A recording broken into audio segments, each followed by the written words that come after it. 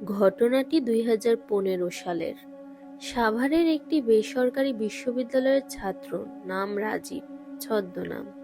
পড়াশোনার সুবিধার্থে সে সাভারের নামাবাজার এলাকার একটা পুরনো দোতলা বাড়ির নিচের তলার একটা সিঙ্গেল রুম ভাড়া নেয়। বাড়িটা একটু নিরিবিলি এলাকায় ছিল, আর ভাড়া অনেক কম হওয়ায় রাজীব লুফে নেয়। প্রথম কয়েকদিন সবকিছু একদম ঠিকঠাক ছিল, কিন্তু সপ্তাহখানেক পর থেকে রাজীব একটা অদ্ভুত জিনিস নোটিশ করতে শুরু করলো। সে প্রতিদিন রাতে যখন পড়তে বসতো, ঠিক রাত ২টা থেকে ২:৩০টার মধ্যে তার মনে হতো ঘরের ভেতর কেউ একজন হেঁটে বেড়াচ্ছে। মেঝেতে খালি পায়ের একটা শব্দ হতো, যেন কারো পা ভেজা। কিন্তু রুমের লাইট জ্বালালে আর কিচ্ছু দেখা যেত না, শব্দটা সম্পূর্ণ বন্ধ হয়ে যেত। রাজীব ভাবল পুরনো বাড়ি, হয়তো পাশের রুমের শব্দ দেয়ালে রিফ্লেক্ট করছে। কিন্তু আসল আতঙ্ক শুরু হলো তার পরের শুক্রবার। সেদিন রাজীবের শরীরটা ভালো ছিল না। সে রাত 11টার দিকে লাইট বন্ধ করে ঘুমিয়ে পড়ে। রাত আনুমানিক 2:40। হঠাৎ রাজীবের ঘুম ভেঙে গেল। তার মনে হলো ঘরের ভেতরের বাতাসটা একদম জমে গেছে এবং খুব পচা স্যাঁতসেঁতে একটা গন্ধ আসছে। সে চোখ খুলতে চাইল, কিন্তু পারল না। তার পুরো শরীর অবশ হয়ে আছে, যেটাকে আমরা স্লিপ প্যারালাইসিস বা বোবায় ধরা বলি। রাজীবের চোখ দুটো আধখোলা ছিল। সে আবছা অন্ধকারে যা দেখল, তাতে তার হৃদস্পন্দন বন্ধ হওয়ার জোগাড় হলো। সে দেখল তার খাটে ঠিক পায়ের কাছে অন্ধকারের মধ্যে একটা অবয়ব দাঁড়িয়ে আছে।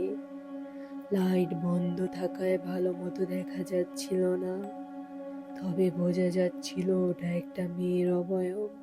সবচেয়ে ভয়ের ব্যাপার হলো মেয়েটার চুলগুলো অনেক লম্বা এবং ওটার পুরো শরীর থেকে টপ টপ করে পানি ঝরছে।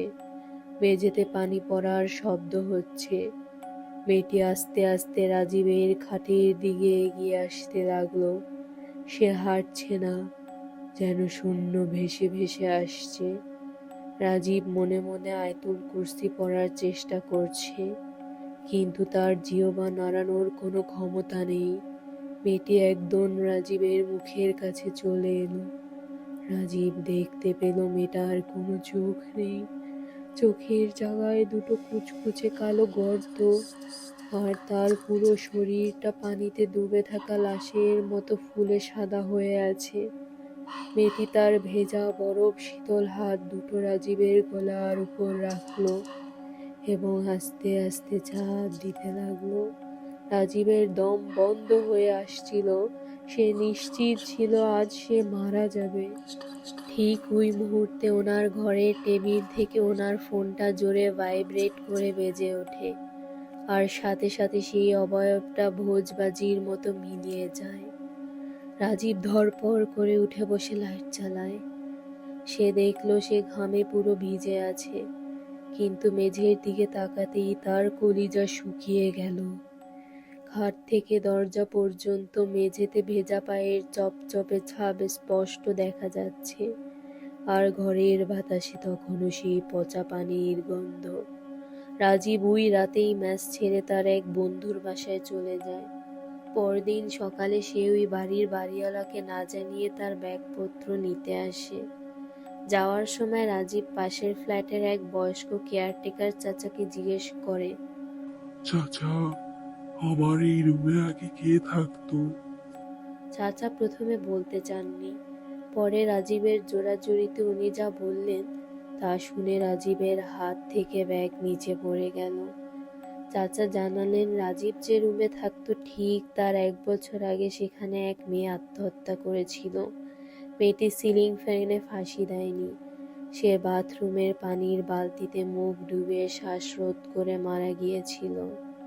আর যখন পুলিশ এসে তার লাশ উদ্ধার করে, তখন তার পুরো শরীর থেকে টপ টপ করে পানি ঝরছিল, ঠিক যেমনটা রাজীব ওই রাতে দেখেছিল। এই ঘটনার পর রাজীব মানসিকভাবে এতটাই ভেঙে পড়ে যে তাকে 1 সেমিস্টার ড্রপ দিতে হয়েছিল।